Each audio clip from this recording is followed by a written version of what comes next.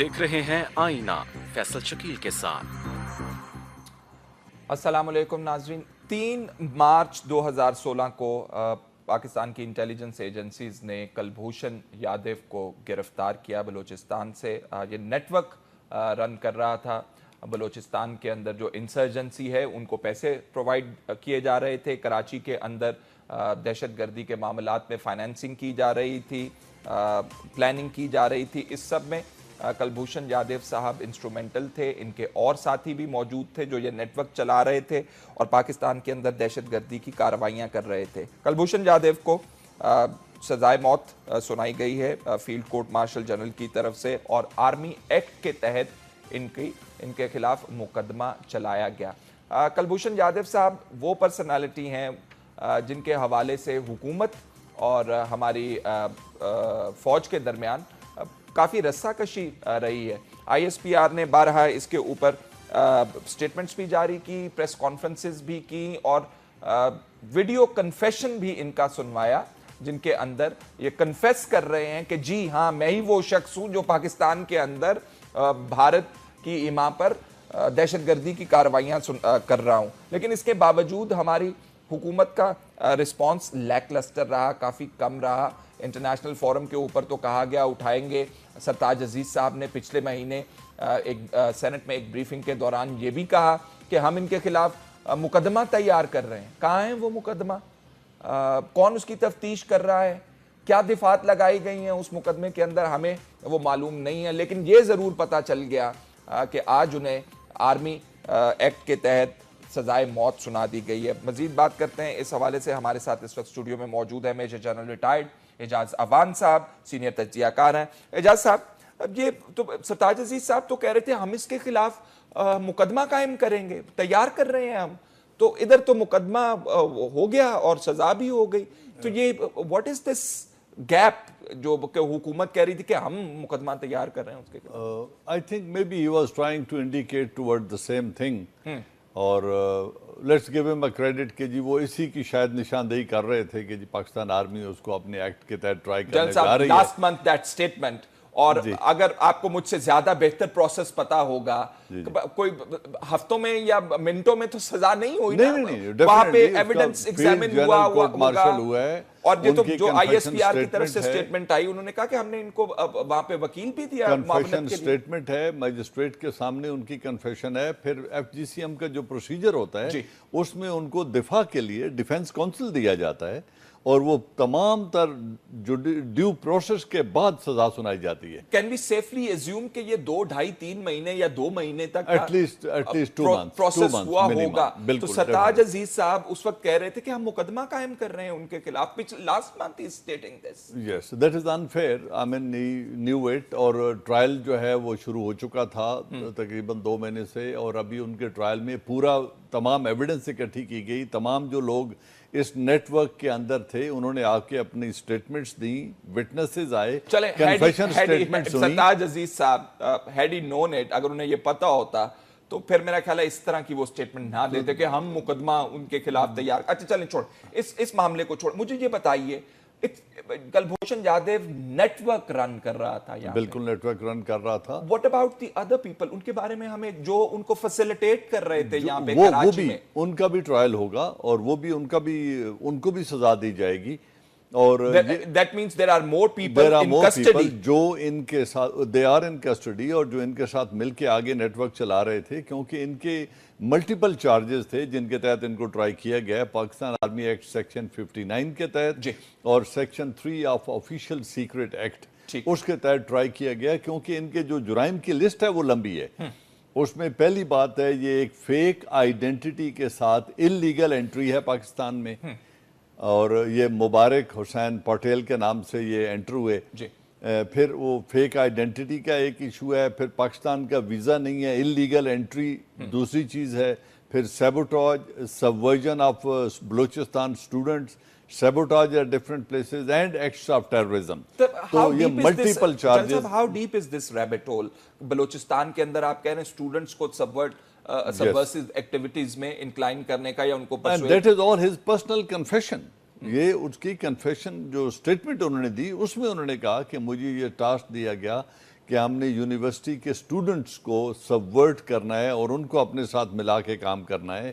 اب اس میں کون کون لوگ اس میں شامل ہوئے اور کہاں تک اس کو کامیابی ہوئی اس کا میرے پاس انفارمیشن نہیں ہے. بٹ سیبوٹاج، ٹیررزم اور اینٹی اسٹیٹ ایکٹیویٹیز کی ان کی کنفیشن کی اسٹیٹمنٹ موجود ہے. ہاؤ فار یہ جو کاوش کی ہے آرمی نے، ان کو سزائے موت دی ہے، اس حوالے سے یہ اوور آل ٹیکل کرنے میں بھارت کے ڈیزائنز کو کتنا انسٹرومنٹل ہوگا، کتنا افیکٹو ہوگا؟ کیونکہ آپ کی گورنمنٹ کے حوالے سے تو آپ تو کہہ رہے ہیں کہ سفورا گوٹ کے اندر بھی بھارت کا ہاتھ ہے، اس کے بھی شواہد ملے ہیں. کلبھوشن یادو سے ان کے رابطے بھی تھے.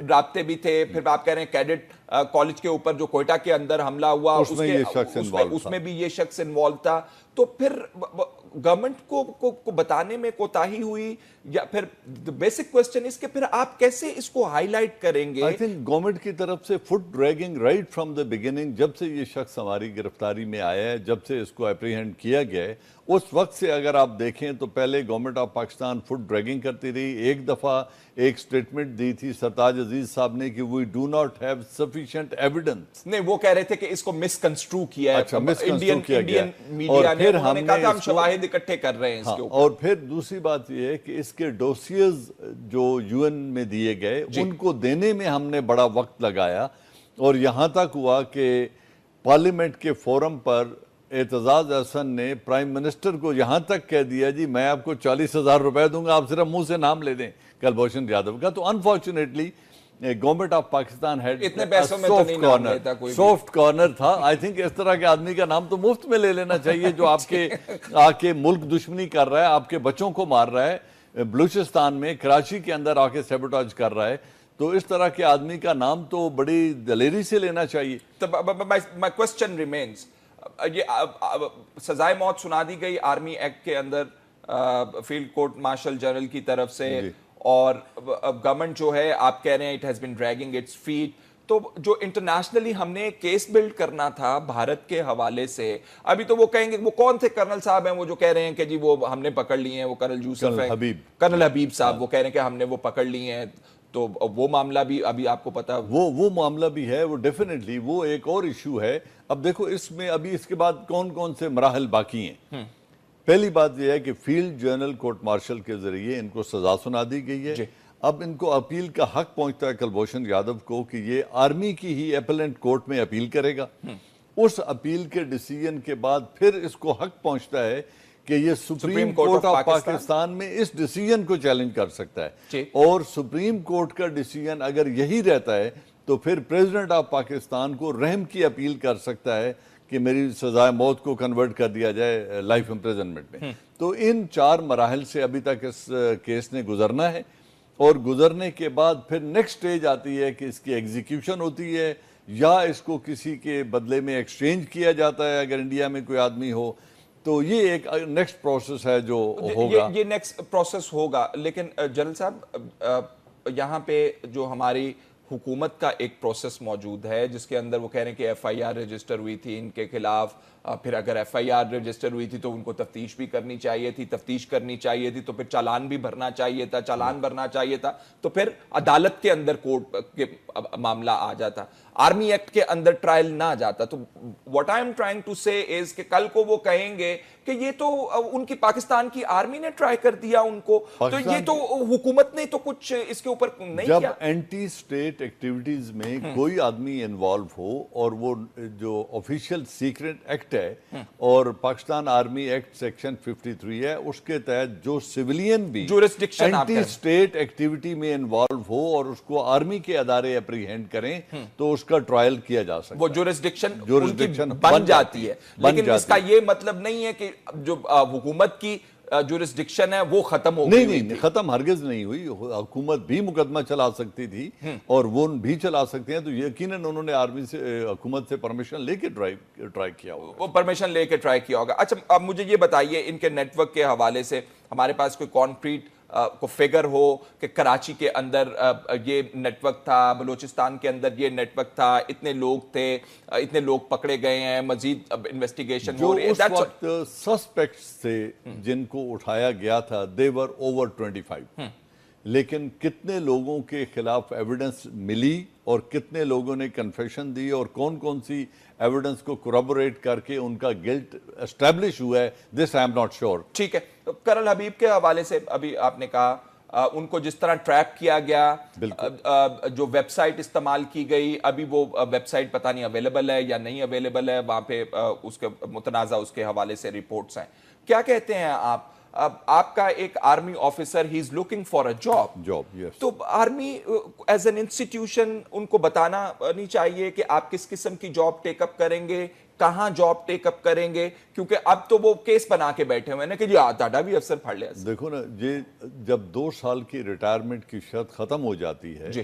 اور ریٹائرمنٹ کے 2 سال کے بعد اگر کوئی آدمی کہیں پہ کوئی جاب کرنا چاہتا ہے تو اس کے اوپر یہ بائنڈنگ نہیں ہے کہ وہ اجازت لے وہاں سے. تو اس نے وہ ایک ویب سائٹ دیکھی، اس کے اوپر اس نے اپنی سی وی جمع کرا دی، پھر اس کے ویب سائٹ کے ذریعے ہی اس نے اس جاب کی کنفرمیشن لی، پھر انہوں نے ان کو بلوا لیا اور پھر وہ آدمی یہاں سے قطر گیا، قطر سے نیپال گیا، اور نیپال جب پہنچا تو اسے پتہ چلا کہ جس ہوٹل میں بکنگ تھی ادھر تو کینسل ہو چکی ہے booking. And then some people they took him in custody and they have taken him اوے.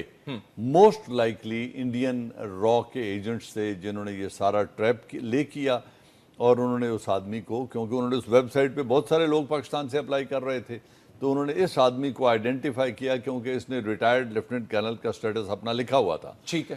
تو اب اس آدمی کا وہاں پہ ان کی کسٹڈی میں آ جانا اور وہاں سے غائب ہو جانا، foreign office and government of Pakistan is in touch with the Nepal government and they are trying to reach out to ہم کہ وہ آدمی نیپال سے کیوں غائب ہو گیا اور کہاں غائب ہو گیا. اور پھر نیپال سے لینڈ کرتے ہی جب وہ ایئرپورٹ جاتا ہے اور وہاں سے وہ ہوٹل کے لیے جاتا ہے اور پتہ چلتا ہے کہ اس کی بکنگ کینسل ہو چکی ہے، تو وہاں سے اس آدمی کا غائب ہو جانا اور پھر کسی انڈین کی کسٹڈی میں آ جانا، دیر از اے بگ کوسچن مارک کہ وہاں سے وہ کیسے اسے لے گئے. یہ جو اصل بیماری ہے دہشت گردی والی، ہم نے تو پھانسی دے دی، میسج کمیونیکیٹ ہو گیا، لیکن میسج بھی میرا خیال ہے کہ وہ بٹا ہوا نہیں ہونا چاہیے تھا، ہم نے وہ پہلے بات کر لی. تو جو اصل بیماری ہے وہ اس سے اس کو کوئی مدد ملے گی کلبھوشن کی سزا سے؟ آئی ایم ناٹ سیئنگ کہ نہیں ہونی چاہیے تھے، آئی ایم سیئنگ کہ جو بڑی بیماری ہے بھارت کی، جو افغانستان کو انوالو کر کے یہاں پہ دہشت گردی کی جا رہی ہے افغانستان کے راستے، اس میں دیکھیں اس میں 3 چیزیں تو بڑی واضح ہو چکی ہیں نا. نمبر 1 کہ انڈیا ہمارے انٹرنل افیئرز میں ٹیررزم میں انوالوڈ ہے اور اینٹی اسٹیٹ ایکٹیویٹیز میں ہندوستان کا ایک سرونگ را کا کرنل، سرونگ آفیسر اگر ہمارے ملک میں آ کے یہ کرا رہا ہے اور اس کی کنفیشن سٹیٹمنٹ آتی ہے اور وہ ہماری کسٹڈی میں ہے، تو ایک تو یہ چیز اسٹیبلش ہو جاتی ہے کہ ہندوستان ہمارے ملک کے اندر دہشت گردی میں انوالو ہے. دس از اے اسٹیٹ اسپانسر ٹیررزم. پھر جو 3rd کنٹری لانچ ہے کہ انہوں نے پہلے اس کو ایران میں بھیجا اور وہاں سے وہ فیک آئیڈینٹی کے ساتھ وہ ادھر آیا، تو یہ بھی اس کی ایک انوالومنٹ ہے. تو اس کا نیٹ ورک ان ارتھ ہونے سے یہ ہو گیا کہ ان پہ ایک کوشچن پوز ہو گیا، next time they'll think 10 times while using their operators in Pakistan against the state in anti-state activities. تو یہاں تک تو ہو گیا، لیکن اس کا جو میکسیمم ایڈوانٹیج تھا وہ ہم میرے خیال میں نہیں لے سکے ہیں، کیونکہ ہماری گورنمنٹ نے دیکھیں ہندوستان ہمارے خلاف مسلسل کوشش کر رہا ہے کہ وہ پاکستان کو اسٹیٹ سپانسرڈ ٹیررزم میں انوالو کرنے کی کوشش کر رہا ہے. کشمیر کے اندر پوری دنیا کو یہ باور کرانے کی کوشش کر رہا ہے، یہاں تک کہ افغانستان کی اسمبلی میں کھڑے ہو کے نریندر مودی نے کہہ دیا کہ جب تک بارڈر کے پار سے سینکچوریز بند نہیں ہوں گی آپ کے ملک میں امن قائم نہیں ہو سکتا.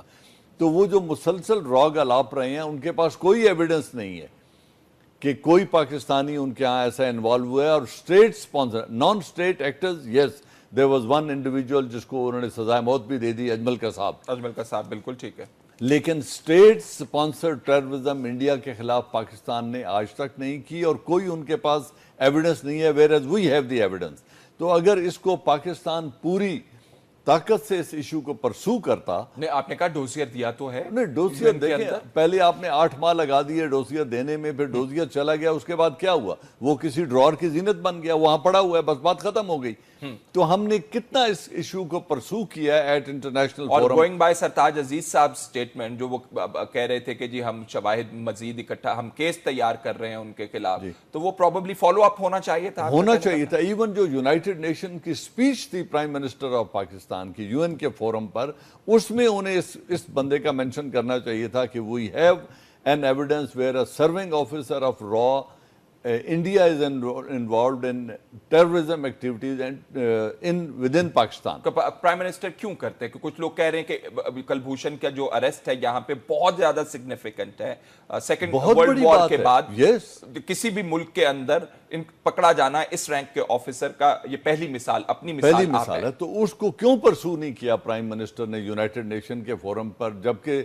जब उनके पास सुषमा स्वराज की स्पीच आई तो she blasted him and she said जी पाकिस्तान तो खुद दहशतगर्द मुल्क है और वो कश्मीर में दहशतगर्दी करा रहे हैं और अफगानिस्तान में दहशतगर्दी करवा रहे हैं। उनके पास कोई एविडेंस नहीं थी। हमारे पास तो एक we had a smoking gun, the person is still in our living and in our custody and he is singing, he has narrated the whole story since how long is he doing it and today he has been given death sentence. तो इस आदमी को जिस तरीके से हमने project करना था, अनफॉर्चुनेटली पाकिस्तान की सिविल गवर्नमेंट ने उसको उस तरीके से प्रोजेक्ट नहीं किया। जल साहब, what does it mean for दहशतगर्दी इटसेल्फ? क्या माने रखता है कि आप उनको बता रहे हैं ये पकड़ा गया है, आप उनको शवाहिद दे रहे हैं कि जी इसको रेस करें, और फिर आप महसूस करते हैं कि हुकूमत तो कहीं उसके बंधे हुए हैं, लेकिन उसके बाद प्राइम मिनिस्टर के साथ 3 मुलाकातें हुई नरेंद्र मोदी की, तीनों फोरम्स पे ये बात ज़ेरे बहस नहीं आई। और यूनाइटेड नेशन में जब गए थे, जहां इन्होंने कश्मीर का इशू उठाया प्राइम मिनिस्टर ऑफ पाकिस्तान में, वहां उस फोरम के ऊपर जहां उनको इंटरनेशनल वर्ल्ड पूरी सुन रही है and it is the most prestigious platform, उस पर अगर वो ये केस उठाते कि कुलभूषण यादव हमारी कस्टडी में है, Indian serving officer of the rank of a colonel being directed by raw for sabotage, subversion and terrorism activities in Pakistan, तो उसका कितना इम्पैक्ट होना था। ठीक, वो नहीं प्राइम मिनिस्टर ने किया उस तरीके से, इसलिए मैंने कहा कि वो अभी और भी अपॉर्चुनिटीज हम मिस करते रहेंगे इस तरह दहशतगर्दी की जंग के अंदर। इस सजा के सुनाए जाने से एक दफा फिर ये इंटरनेशनल फोरम पे बात आएगी, और फिर भी अगर हमारे प्राइम मिनिस्टर अब भी इस बात को उस स्ट्रेंथ के साथ प्रोजेक्ट करें कि yes he is involved and he was involved in these activities, whether serving or whoever he is, an Indian raw officer will meet the fate that has been decided in the court. Major General Retired Ijaz Awan साहब, Senior तज्जियाकार, thank you very much for giving us your time. नाज़रीन, एक तो आपको general साहब ने बताया कि पता चल गया कि भारतीय हुकूमत डायरेक्टली इन्वॉल्व्ड है पाकिस्तान के अंदर दहशतगर्दी में, बलूचिस्तान और कराची में, और जहां पे उनका हाथ पड़ता है वहां पे वो अफगानिस्तान के जरिए भी दहशतगर्दी करवाते हैं। दूसरा मामला बहुत अहम मामला है दहशतगर्दी की जंग में। अगर हमारी फौज एक बात कर रही है और सिविलियन गवर्नमेंट को बात दूसरी समझ आ रही है, तो कुछ ना कुछ गलत जरूर है, जो कि दहशतगर्दी की जंग में अच्छा साबित नहीं होगा और ना ही हुआ है। अगले सेगमेंट में हम बात करना चाहते हैं लैंड माफिया के हवाले से, बच्चों को स्कूलों में से निकाल के उनके क्लासरूम गिरा के कल्चरल हेरिटेज जो डिक्लेयर हुई है बिल्डिंग, उसके ऊपर आप पहुंच जाते हैं और पुलिस वाले साथ होते हैं। करने वाली जमात पाकिस्तान पीपल्स पार्टी, जिनके शरीक चेयरमैन आसिफ अली जरदारी साहब बताते हैं हमें कि अगली हुकूमत उनकी होगी। ज़रा देखिए जो उनकी हुकूमत इस वक्त सिंध में मौजूद है किस तरह लाचार नज़र आती है, बेजार नज़र आती है। मामलात क्या हैं वहाँ पे? आज खबर आप अपने टीवी स्क्रीन के ऊपर सारा दिन देखते रहे होंगे। सोल्जर बाजार में 100 साल पुराना स्कूल बच्चों का पार्शली यानी कि कुछ हिस्सा उसका तबाह बर्बाद कर दिया गया। कुछ लोग आए जिन्होंने वहाँ पे इसको गिराना शुरू कर दिया। स्कूल के प्रिंसिपल ने कहा भाई मत कीजिए, उन्होंने उनको भी जान की धमकियां दी और अपना काम जारी रखा। और गजब की बात यह है कि सुनने में हमारे ये आ रहा है, अभी इंक्वायरी होगी तो बात सामने आएगी कि पुलिस के लोग भी वहां पे शामिल थे, क्या प्रोटेक्शन दे रहे थे, लैंड माफिया के साथ जगह साफ करवाने में मदद कर रहे थे। रोल आइंदा आने वाले दिनों में क्लियर हो जाएगा। और सबसे जो अजीब बात है, अभी तक ये नहीं पता चल सका कौन सा ग्रुप کون سا شخص اس تمام کارروائی کے پیچھے تھا؟ ہمیں یقین ہے کہ اگر آپ جا کے وہاں پہ اہل محلہ سے بات کر لیں گے تو آپ کو بتا دیں گے کہ فلاں صاحب حیثیت صاحب جو ہیں وہ اس جگہ میں بہت زیادہ انٹرسٹ رکھتے تھے، ان کے لوگ تھے، لیکن پولیس کو ابھی نہیں پتا چل رہا، کمیٹی بن گئی ہے، چیف منسٹر صاحب نے بھی نوٹس لے لیا ہے، قرار واقعی سزا بھی دیں گے، یہ ساری باتیں ہو رہی ہیں۔ ہم جاننا چاہتے ہیں قبضہ مافیا کے حوالے سے کراچی کے اندر حکومت کیا کر رہی ہے۔ ہم نے دعوت دی ہے آج اسی سلسلے میں اپنے پروگرام میں آصف حسنین صاحب کو، صدر پاک سرزمین پارٹی کراچی۔ آصف حسنین صاحب بہت شکریہ ہمیں جوائن کرنے کا۔ آصف حسنین صاحب، یہ کراچی میں جس کا جو دل کرے گا وہ وہاں پہ مسمار کر کے جگہ قبضہ کر لے گا، بلڈنگز بنا لے گا، پلازاز بنا لے گا، یہ کراچی کی اب صورتحال ہو گئی؟ بسم اللہ الرحمن الرحیم۔ دیکھیں، یہ تو حکومتی جو ہے قبضہ حکومت ہے، جو کہ اس کراچی میں، اس سندھ میں اگر آپ اوورال 9 سال کی صورتحال دیکھیں تو آپ کو اندازہ ہوگا کہ کس طریقے سے یہاں پر زمینوں کی بندرباٹ کی گئی ہے، کس طرح منظور قادر جو KBCA کے چیئرمین تھے، انہوں نے 25 منزلہ عمارتیں، اس کی NOC دی گئی ہے کروڑوں روپے لے کر، جس میں اربوں خربوں روپے کمائے گئے، اور اسی طریقے سے آج پانی جو ہے وہ بیچا جا رہا ہے کراچی شہر میں۔ آج جتنے بھی اگر کسی عام بچے سے بھی پوچھیں تو وہ بتائے گا کہ سندھ وہ صوبہ ہے جہاں پر حکومتی سطح پر لا قانونیت، بیڈ گورننس، لوٹ مار، کرپشن، یہ ساری چیزیں عروج پر ہیں۔ اب ایسی صورتحال میں کہ جہاں پر سندھ گورنمنٹ خود ساری چیزوں میں انوالو ہے، ریونیو کی زمینیں سندھ کے اندر اس طرح بانٹی جا رہی ہیں کہ جس طرح ان کی اپنی جاگیریں ہوں، اور آج لوکل گورنمنٹ کی صورتحال دیکھیں تو تمام ادارے جو ہے سندھ گورنمنٹ نے اپنے ہاتھ میں لے لیے ہیں، حتیٰ کہ کچرا اٹھانے تک کا نظام جو ہے اپنے ہاتھ میں لے لیا ہے۔ کراچی ایک اکنامیکل ہب ہے اور ملک کو چلا رہا ہے، دوسری طرف یہ ایک میگا سٹی ہے اور یہاں پر لوکل گورنمنٹ بھی موجود ہے، لیکن لوکل گورنمنٹ کے جو آرٹیکل 140A کے تحت اختیارات تھے وہ دینا تو دور کی بات ہے، جو لوکل گورنمنٹ کے اپنے اختیارات ہوتے ہیں سسٹم کو چلانے کے لیے، یہ تھرڈ ٹیئر ہے گورنمنٹ کی، جو ایک گورنمنٹ کہلاتی ہے، اس کے اختیارات بھی سندھ گورنمنٹ نے لے لیے ہیں۔ آج جتنی بدعنوانیاں اور اس طرح کے عمل سندھ میں ہو رہے ہیں، اس کو کھلے عام کیا جا رہا ہے، اور یہی وجہ ہے کہ پاک سرزمین پارٹی یا دیگر لوگ جو آج سندھ میں سراپا احتجاج ہیں، یہ سراپا احتجاج اس کی وجہ یہی ہے کہ ان کو اب عام آدمی کو اب اس بات کا احساس ہونے لگا ہے کہ جمہوریت کے اور سیاست کے نام پر پاکستان پیپلز پارٹی ایک ایسی مسلط ہو گئی ہے کہ جہاں پر کھلے عام ان تمام غلط کاموں کو کیا جا رہا ہے۔ ایسے لوگ، ایسے منسٹر جو کہ لوٹ مار میں ملوث ہیں، ان کو سونے کے تاج پہنائے جا رہے ہیں۔ ایسے لوگ جو کہ کرپشن میں ملوث ہیں، ان کو کوئی پوچھنے والا نہیں ہے۔ تو پھر اب آپشن کیا ہے لوگوں کے پاس؟ تو وہ زرداری صاحب تو اس جمہوریت آصف حسنین صاحب، آصف علی زرداری صاحب تو فرما رہے ہیں کہ اگلی حکومت تو ان کی ہے، ان کی پارٹی سے وزیر اعظم ہوگا، تو یہ اس گورننس کے ساتھ ان کا اگلا وزیر اعظم ہوگا؟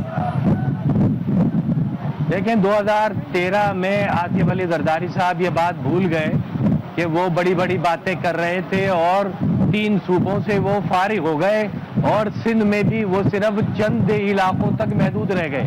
دیہی علاقوں میں بھی اب ان کی وہ اکثریت نہیں ہے، اور پھر جو ان کے کام ہے پیپلز پارٹی کے جو کارنامے ہیں، اسے تو پورے ملک کا بچہ جانتا ہے۔ تو پھر وہ جن امیدوں پر کہہ رہے ہیں، وہ امید یہ ہے کہ چند فیوڈلز کو، چند جاگیرداروں کو وہ اپنی جماعت میں خرید کر لے کر اور پھر ان کو الیکشن لڑا کر حکومت بنانے کی طرف جائیں، جس کی امید نہیں ہے۔ آج سندھ کے لوگ پاک سرزمین اور مصطفیٰ کمال کی طرف اس لیے دیکھ رہے ہیں کہ ان کو پتا ہے کہ مصطفیٰ کمال ایک ویژنری لیڈر ہے، پریکٹیکل آدمی ہے، ایماندار آدمی ہے، اور اب سندھ کے دیہی علاقوں کے لوگ بھی بڑی تعداد میں پاک سرزمین کو اور مصطفیٰ کمال کو جوائن کر رہے ہیں. آصف حسنین صاحب اس اسکول کو جب گرایا جا رہا تھا تو پولیس والے بھی ساتھ تھے, وہ کس لیے ساتھ تھے؟ وہ پروٹیکشن دے رہے تھے. اب کمیٹی بنا دی ہے انہوں نے جو 3 دن میں رپورٹ دے گی, پھر پتا چلے گا کہ کون سا گروپ تھا, کون سی پارٹی تھی جو دن دہاڑے بچوں کے اسکول کے اوپر حملہ آور ہوئی اور مسمار کر دیا اس کا اتنا سادہ حصہ. دیکھیں جی, یہ جو علاقے ہیں جہاں یہ آج واقعہ ہوا ہے, یہ اس وقت وہ علاقے ہیں جو انتہائی کراچی کے مہنگے ترین علاقے ہیں, اور یہاں ان علاقوں پر اس وقت حکومت اور حکومت کے بیٹھے ہوئے چند سرکردہ لوگ آج ان کی نظریں ہیں, اور وہ نجی اسکولوں کے نام پر گورنمنٹ بلڈنگوں کو, ہاسپٹلز کی بلڈنگوں کو پرائیویٹ سیکٹر کے نام پر اور دیگر گراؤنڈز اور پارک کو اپنے نام کروا رہے ہیں, جس میں حکومتی لوگ ملوث ہیں, ان کی پارٹنرشپ ہوتی ہے. آپ کہہ رہے ہیں حکومت کے بغیر نہیں یہ ہو سکتا؟ حکومت کے بغیر نہیں ہو قطعی سکتا, طور پر نہیں ہو سکتا. سندھ میں اس وقت آپ چلے جائیں تو کراچی کی جو سی سائیڈ ہے وہاں پر ہونے والے جو قبضے ہیں, بڑی بڑی عمارتیں ہیں, وہ حکومت کی آشیرواد میں ہو رہی ہیں. اس وقت جو جگہیں ہیں جہاں پر سولجہ بازار سمیت صدر اور دیگر علاقے جو ریچ علاقے ہیں, مہنگے علاقے ہیں, وہاں پر حکومت میں بیٹھے ہوئے لوگوں کی نگاہیں ہیں, اور یہ سارا کام بڑا ٹیکنیکل طریقے سے ہو رہا ہے, اور قانون اور آئین کی دھجیاں بکھیری جا رہی ہیں, اڑائی جا رہی ہیں, اور کوئی پوچھنے والا نہیں ہے. اس میں پولیس اور دیگر جو ادارے ہیں ان کی سپورٹ بھی حاصل ہے, اس لیے کہ ان کے بیشتر لوگ ان کے ساتھ ملوث ہوتے ہیں. اور جس طرح کراچی میں نے کہا کہ پانی بیچا جا رہا ہے, لائنوں سے بڑے بڑے ہائیڈرنٹ بنا کر پانی بیچا جا رہا ہے, اس میں عام لوگ ملوث نہیں ہیں, اس میں M P M N As, حکومتی M P M N As اور دیگر بیوروکریٹس ملوث ہیں جن کے یہ ہائیڈرنٹ ہیں. اسی طرح سے جو کنسٹرکشن کا کام ہے, جو پراپرٹی کا کام ہے, جو ریونیو کے ساتھ یہ کاروبار اور دھندے بازی ہو رہی ہے, اس میں بیوروکریسی کے ساتھ ساتھ حکومت کے بڑے لوگوں کے نام ہیں. تو یہ ساری چیزیں بڑی پلاننگ سے ہو رہی ہیں, اور ڈر یہ ہے کہ اگر خدا نہ خواستہ اگلی حکومت میں پیپلز پارٹی ایک دفعہ پھر سندھ میں اقتدار میں آ جاتی ہے تو یہ پورے سندھ میں بشمول کراچی میں غریبوں کے رہنے کا صوبہ نہیں ہوگا, بلکہ یہاں غریب غلام بن جائیں گے, اور یہ ساری جگہوں پر, قیمتی جگہوں پہ قبضے کر بیٹھیں گے. آصف حسنین صاحب مجھے یہ بتائیے کہ الیکٹرک سے کراچی والے تنگ ہیں, پانی یہاں پہ بک رہا ہے, آپ کہہ رہے ہیں مافیا ہے, اس کے پیچھے بھی حکومت کا گٹھ جوڑ ہے, بیوروکریسی کا گٹھ جوڑ ہے, تمام لوگ ملے ہوئے ہیں, زمینوں پہ اوپر یہاں پہ قبضے ہو رہے ہیں. لا اینڈ آرڈر کی جب بات آتی ہے تو وہ حکومت نہیں, وہ رینجرز کو بلوا کے ٹھیک کیا جاتا ہے اور اس کے اوپر لڑائی ہوتی ہے. وزیر اعظم صاحب کے لوگ کہتے ہیں کہ یہ ہمارا, ہم نے کیا, آرمی کا اس کے اندر کوئی ذکر فکر نہیں تھا. تو یہ کراچی کی جو صورتحال ہے آنے والے دنوں کے اندر کیا بننے جا رہی ہے, اس کا گٹھ جوڑ بیوروکریسی کا سیاستدانوں کے ساتھ آپ کیسے دیکھتے ہیں, اور اس کا طریقہ کار کیا ہے اس کو توڑنے کا, کیا ہو رہا ہے کراچی میں؟ دیکھیں, کراچی میں اور سندھ میں حکومت تو نہیں ہے, حکومت نام کی کوئی چیز نہیں ہے. یہ حکومتی سطح پر پوری مافیا ہے جس کا بیوروکریسی اور چند اداروں کے, پولیس اور چند اداروں کے ساتھ مل کر نیکسس بنا ہوا ہے, اور یہ سب مل کر کراچی سمیت سندھ کی قیمتی جگہوں پر, سندھ کے اداروں پر, سندھ کی چیزوں پر قبضے کر رہے ہیں, اور یہ چاہتے ہیں کہ لوگوں کو غلام بنا کر. آپ دھرنا دے کر بیٹھے ہوئے ہیں اس وقت, آپ وہیں سے بے نقاب کیجئے, ان لوگوں کو سامنے لائیے, ان لوگوں کے نام. دیکھیں جی, جو ہمارے 16 مطالبات ہیں اس میں آپ نے دیکھا ہوگا کہ یہ ساری چیزیں شامل ہیں. ہم نے کے ایس سی کے حوالے سے ایک پٹیشن بھی لگائی ہے 62 ارب روپے کے حوالے سے, اور ہم نے کل جب ہمارے پاس ڈیلیگیشن آیا تو ہم نے جب ان کو 16 نکات دیے تو اس میں یہ بات تحریر تھی کہ جی جو 100 ارب روپے سے زیادہ اب تک کے سی کراچی کے لوگوں کو اوور بلنگ کے نام پر لوٹ چکی ہے, سی ای او کی ایف آئی آر لانچ کی جائے, جس پر حکومتی وفد نے ایگری کیا کہ جی یہ بالکل ہونا چاہیے. یہ ایگری تو کرتے ہیں مگر یہ کیموفلاج کرتے ہیں, یہ قوم کو بھی دھوکہ دے رہے ہیں, یہ یہاں پر سیاسی جماعتوں کو بھی دھوکہ دے رہے ہیں, اور یہ مافیا کی صورت میں حکومتی معاملات چلا رہے ہیں. جب کوئی سیاسی جماعت یا حکومت مافیا بن جائے تو ظاہر سی بات ہے اس کا فوکس, اس کی پرائرٹی عوام نہیں رہتے, اور یہی وجہ ہے کہ سندھ کی عوام اس وقت بے آسرا ہے, दुकानों से शराब आसानी से मिल जाती है, पानी आसानी से नहीं मिलता है। सिंध में लोग अपने आईटी कार्ड के लिए सुबह 4 बजे से लाइन लगाते हैं, उनके आईटी कार्ड नहीं मिलते। लेकिन सिंध में एक बड़ा आदमी जिस वक्त जहां चाहता है, जिसकी प्रॉपर्टी पे चाहता है, वो कब्जा आसानी से कर सकता है। इसमें पूरी ब्यूरोक्रेसी इनके साथ मुलव्विस है। 8 सालों में ब्यूरोक्रेसी का नेक्सस बिछाया गया है।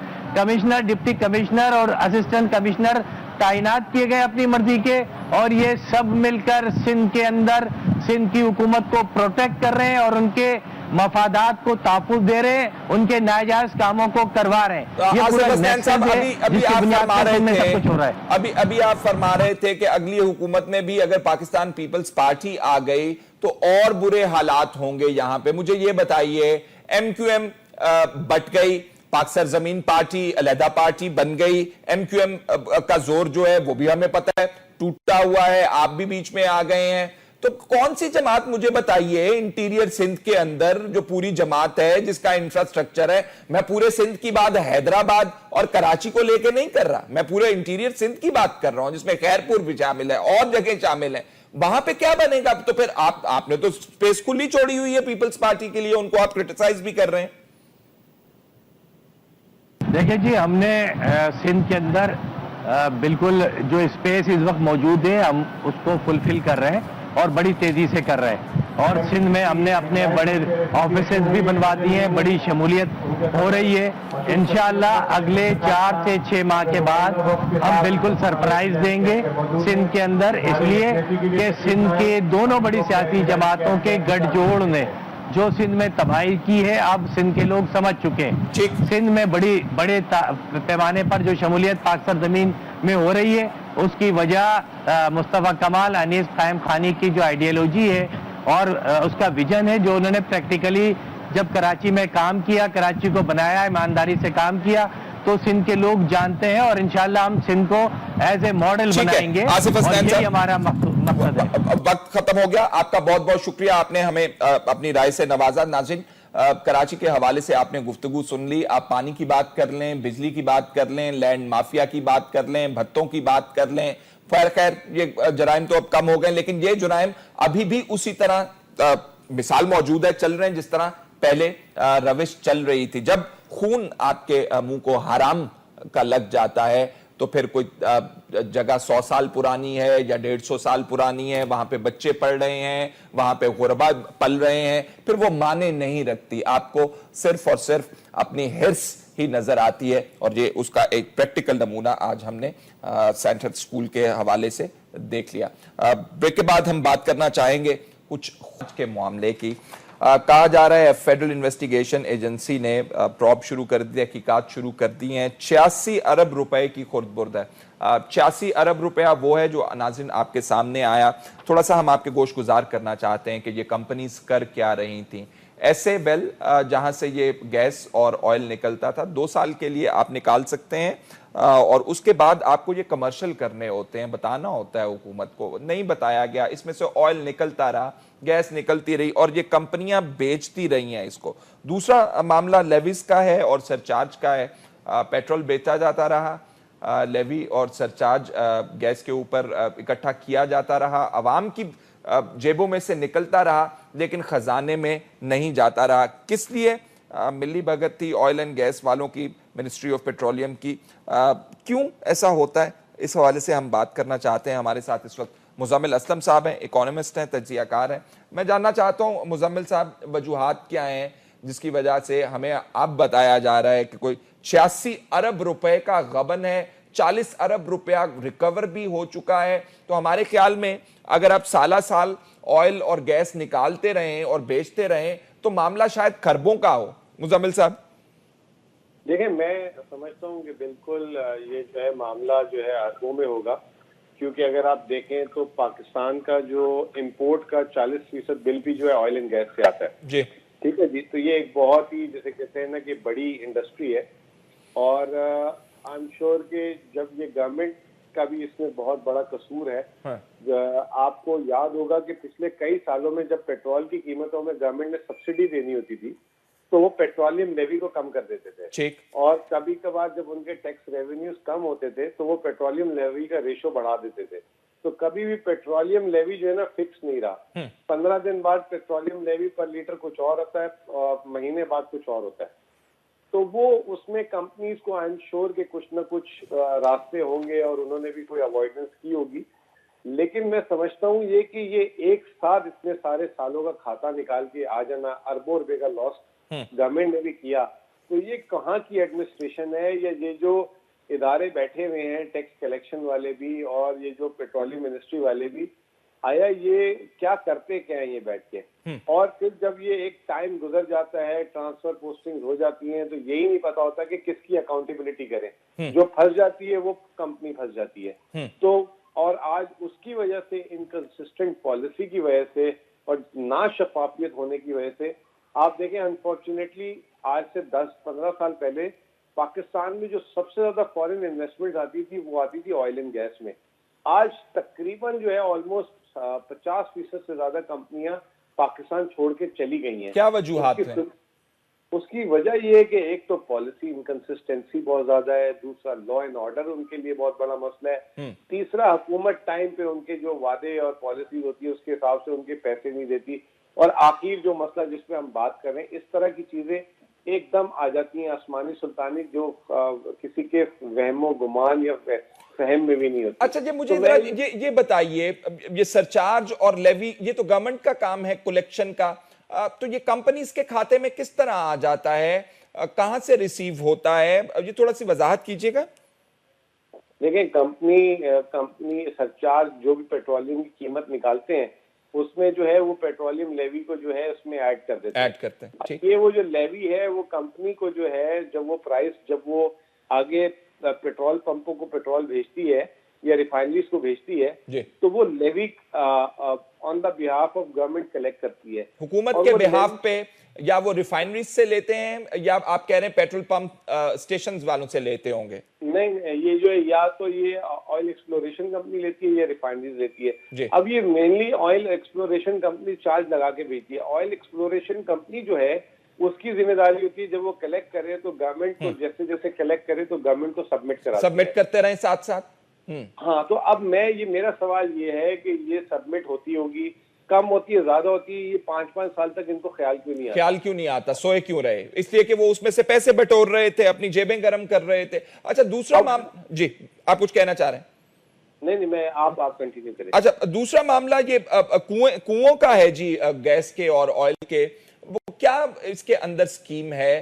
2 سال کے بعد آپ کو اناؤنس کرنا ہوتا ہے، کس طرح آپ پرمیشن کے بغیر ان کنووں کو استعمال کرتے ہیں؟ اس میں سے پیٹرول نکالتے ہیں، آپ اس کو پھر ریفائنریز میں بھیجتے ہیں، وہاں سے ریفائن ہو کے ڈسٹریبیوشن میں جاتا ہے، ڈسٹریبیوشن سے پھر پمپ سٹیشنز کے اوپر جاتا ہے، بہت بڑا نیٹ ورک ہے. تو کوئی there was no whistle blower سالہ سال تک، اور یہ کام ہوتا رہا جس میں اربوں خربوں روپے جو ہیں کھائے جا چکے ہیں. دیکھیں بات یہ ہے کہ یہ اتنا آسان نہیں ہے، بڑا کمپلیکیٹڈ پروسیجر ہوتا ہے. جب کوئی ڈسکوری ہوتی ہے تو اس ڈسکوری کی اناؤنسمنٹ آتی ہے، اس کے بعد اس کی ٹیسٹنگ ہوتی ہے. ایک پیریڈ ہوتا ہے، درکار ہوتا ہے 2 سال 3 سال 2.5 سال کہ اس کی آیا یہ ڈسکوری جو وہ تخمینہ لگا رہے ہیں اس حساب سے ہے کہ نہیں ہے. پھر اس کے علاوہ پھر اس کی تیل کی جو ہے کوالٹی چیک کی جاتی ہے، آیا کہ یہ ہیوی آئل تو نہیں ہے، کس طرح کا ہے. تو اس کا ایک ٹائم درکار ہوتا ہے from the date of discovery. تو حکومت نے یہ بنایا ہوا ہے کہ 2-3 سال تک جو ہے جب آپ اس میں سے چیزیں نکال رہے ہوں اور وہ ٹیسٹنگ فیز میں ہوں تو اس پہ لیوی نہیں ہے. لیکن جب ایک دفعہ باقاعدہ آپ وہاں سے پروڈکشن شروع کر دیں کمرشل تو اس میں پھر آپ لیوی کلیکٹ کریں. اب پرابلم یہ ہے کہ میں یہ سمجھتا ہوں کہ یہ جو ڈسکوریز ہوتی ہیں یہ بلاک میں ہوتی ہیں. ایک بہت بڑا علاقہ ہوتا ہے، اس میں ایک کنواں خشک ہوتا ہے، ایک کنواں کی سکسیسفل ہوتی ہے. اب جنہوں نے آڈٹ کیا ہے ان کی اور جو کمپنیز ہیں ان دونوں کی انٹرپریٹیشن میں بھی فرق ہو سکتا ہے. میرا ایک اپنا تجربہ یہ ہے، میں آئل اینڈ گیس سیکٹر کے بزنس سے تو نہیں ہوں، میں ایک معیشت دان ہوں، لیکن جو میں نے ایک چیز یہ دیکھی ہے کہ حکومت جب یہ آڈیٹر جنرل یا FIA جب ان کے پاس کیسز جاتے ہیں یا انکم ٹیکس یا جو بھی ادارے، تو وہ شروع میں وہ اربوں روپے کے ہوتے ہیں اور بعد میں پھر اس کو جو ہے نا انویسٹیگیشن ہوتی ہے تو وہ کچھ اور نکلتا ہے. تو میں یہ سمجھتا ہوں کہ یہ 86 ارب روپے میری ذرا سی कैलकुलेशन में नहीं आ रहा है कि इतना बड़ा फिगर, गवर्नमेंट भी इतनी अच्छी है नहीं कि छोड़े, और ऑयल एंड एक्सप्लोरेशन कंपनीज, क्योंकि हर कंपनी की अपनी इंटरनल पॉलिसीज होती हैं, उसका इंटरनल ऑडिट होता है, एक्सटर्नल ऑडिट होता है। ऐसा नहीं है कि एक पॉलिटिशियन ने पेट्रोलियम कंपनी खोल दी और वो उसमें चोरियां कर रही हो।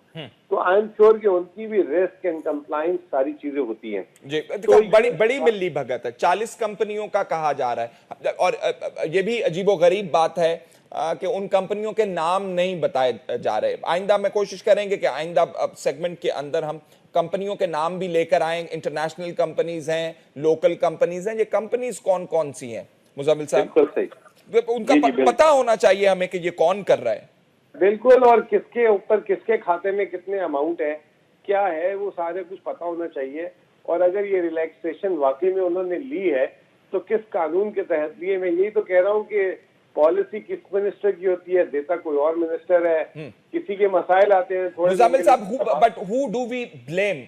यहाँ पे ब्यूरोक्रेसी बैठी हुई है मिनिस्ट्री ऑफ पेट्रोलियम के अंदर, जो ये डील कर रहे होंगे ऑयल एंड गैस से, वेल्स से, जो कुएं हैं उनसे डील कर रहे होंगे। स्टिपुलेट किया होगा टाइम पीरियड उन्होंने डिस्कवरी ऑफ वेल्थ से, तो ये सारा कुछ तो डॉक्यूमेंटेड होता होगा। तो फिर देख भी रहे खुले आंखों से और सो भी रहे, ये कैसे हो सकता है?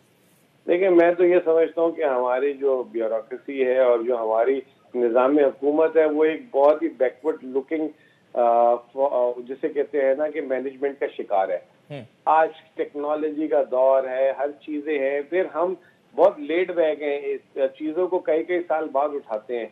अगर आपको कहीं सस्पिशियस है, डाउट है, उनकी सेल्स हैं, आपने असल में इदारों को इंटीग्रेट नहीं किया हुआ, आपने सेल्स को, जो इनकम टैक्स को पेट्रोलियम मिनिस्ट्री से इंटीग्रेट नहीं किया हुआ, किसी की सेल्स को नहीं इंटीग्रेट किया हुआ, तो हाउ कम यू नो कि कहाँ पे फ्रॉड हो रहा है। तो हमारा जो, जिसे कहते हैं ना कि सिस्टम बहुत सेगमेंटेड है, और उस पे जो है एक, जिसे कहते हैं ना कि एक माफिया बैठा हुआ है आके, और अनफॉर्चुनेटली जो हमारी हुकूमतें आती हैं और उनके जो वजीर लगते हैं या जो ऊपर बनते कानून डाले, वो भी इतने नॉलेजेबल नहीं है या उनकी नॉलेज नहीं है, वो उस फील्ड के नहीं होते, उनको मिनिस्टर्स बना दिया जाता है। तो वो क्या कानून साजी करेंगे या वो क्या अकाउंटेबिलिटी अपने अदारों में कराएंगे? तो ब्यूरोक्रेसी इज द किंग, और वो है उसके मजे लेती है बैठ के। बिल्कुल मजे लें जी, अवाम को लूटते जाएं, अपनी जेबें भरते जाएं। मुज़म्मिल असलम साहब, बहुत बहुत शुक्रिया हमारे साथ प्रोग्राम में शामिल होने का। नाज़रीन, आइंदा आने वाले दिनों के अंदर हम उम्मीद करते हैं कि जो नाम हैं कंपनियों के, वो भी सामने लेके आए जाएंगे, क्योंकि चौधरी निसार साहब ने खुद अहकामात जारी किए हैं फेडरल इन्वेस्टिगेशन एजेंसी को कि इस गबन के हवाले से तहकीकात की जाएं। प्रोग्राम का वक्त ख़त्म हुआ जाता है। फैसल शकील को इजाज़त दीजिए, अल्लाह हाफ़िज़।